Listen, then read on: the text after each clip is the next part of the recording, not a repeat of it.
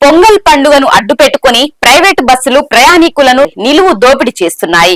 పండుగ రద్దీని క్యాచ్ చేసుకునేలా ఇష్టానుసారంగా ఛార్జీలను వసూలు చేస్తున్నాయి. చెన్నై తిరునెల్వేలి మధ్య ఏకంగా 4000 ఛార్జీ వసూలు చేయడం గమనార్హం. దీనిని చూసిన ప్రయాణికులు బెంబెలెత్తిపోతున్నారు. సాధారణంగా పొంగల్, దీపావళి పండుగలకు నగరవాసులు తమ సొంతూళ్లకు వెళ్తుంటారు.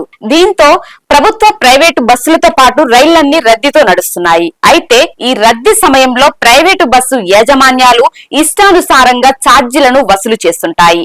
ఈ ఏడాది పొంగల్ పండుగకు సొంతూర్లకు వెళ్లే వారి కోసం ఈ నెల 10, 11, 12, 13 తేదీల్లో రాష్ట్ర రవాణా శాఖ ప్రత్యేక బస్సులను నడుపుతోంది. అయితే ప్రభుత్వ బస్సుల్లో రిజర్వేషన్లు ఫుల్ అవడంతో అనేక మంది ప్రైవేటు బస్సుల్లో ప్రయాణించేందుకు మొగ్గు చూపుతున్నారు.